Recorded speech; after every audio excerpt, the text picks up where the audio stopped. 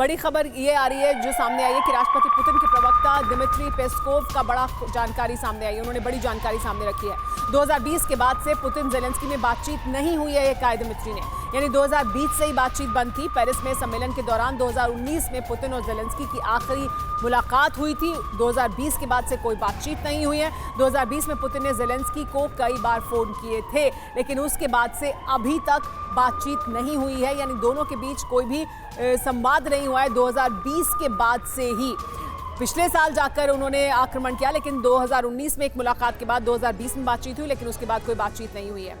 ये जो जानकारी है वो बहुत अहमियत रखती है, क्योंकि इसका साफ संकेत ये है कि बहुत पहले से ही बहुत तनाव था दोनों के बीच। अब आपको आइए बताते हैं कि दिमित्री पेस्कोव ने रूसी मीडिया को अपने इस जानकारी में और क्या कुछ बताया है, क्या बड़ी जानकारियां उन्होंने दी हैं। दिमित्री पेस्कोव की तरफ से जो जानकारी सामने रखी गई है पुतिन और जेलेंस्की के बीच बातचीत को लेकर, उन्होंने कहा कि पुतिन के प्रवक्ता दिमित्री पेस्कोव ये सब घर से ही हैंडीक्राफ्ट का बिजनेस करके हर महीने लाखों कमाते हैं।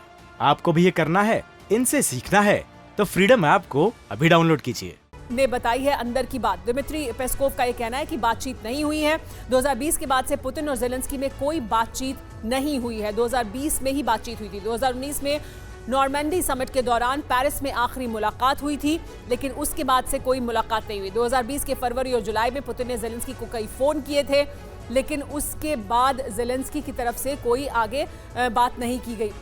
एक और बड़ी खबर, जिस आखिरी मुलाकात का जिक्र पुतिन के प्रवक्ता ने किया, आपके सामने उसी मीटिंग का वीडियो भी आइए आपको दिखाते हैं। साल 2019 था जब पेरिस में नॉर्मंडी समिट के दौरान ये बातचीत हुई। इस दौरान रूसी राष्ट्रपति पुतिन के अलावा जेलेंस्की, फ्रांस के राष्ट्रपति मैक्रों और तब जर्मनी की एंगेला मर्केल भी शामिल हुए थे इस बातचीत में, नॉर्मंडी समिट में। और यहाँ पर मुलाकात हुई थी, जो आखिरी मुलाकात थी, यानी आमने सामने की जो मुलाकात है जेलेंस्की और पुतिन की, वो यहाँ हुई थी नॉर्मंडी में। देखिए ये आसपास दोनों दिख रहे हैं। हालांकि जेलेंस्की अलग चले जाते हैं, थोड़ा दूर खड़े हो जाते हैं पुतिन से और उस तरफ जाकर बैठते हैं, लेकिन ये देखिए ये जेलेंस्की मौजूद हैं और आमने सामने इस वक्त जेलेंस्की और पुतिन। मैक्रों यहाँ पर मौजूद है, एंगेला मर्केल यहाँ पर मौजूद थी। ये ही मुलाकात थी 2019 की मुलाकात, जो आखिरी मुलाकात है। इसका जिक्र किया जा रहा है पुतिन के प्रवक्ता द्वारा, दिमित्री पेस्कोव द्वारा, कि यही आखिरी मुलाकात हुई है और उसके बाद 2020 में बातचीत की कोशिश की गई। यानी ये बताने की कोशिश है कि पुतिन कोशिश कर रहे थे बातचीत करने की, लेकिन जेलेंस्की की तरफ से बातचीत नहीं की गई। सवाल यह है कि आखिर 2020 में फोन पर हुई बातचीत के दौरान पुतिन जेलेंस्की में क्या बात हुई।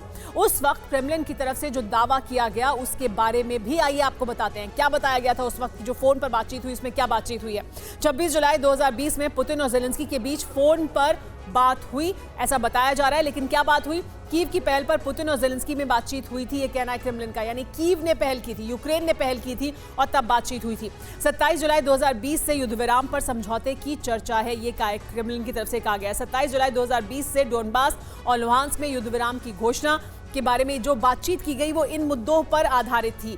युद्ध विराम की बात हो रही थी, डोनबास और लुहांस्क में उसकी घोषणा की बात हो रही थी 27 जुलाई 2020 को। और ये 2020 में जो बातचीत थी वो ये दरअसल थी इन मुद्दों के आसपास केंद्रित थी। कीव की तरफ से पहल की गई थी और तब ये बातचीत हुई। ये सब घर से ही हैंडीक्राफ्ट का बिजनेस करके हर महीने लाखों कमाते हैं। आपको भी ये करना है, इनसे सीखना है तो फ्रीडम ऐप को अभी डाउनलोड कीजिए।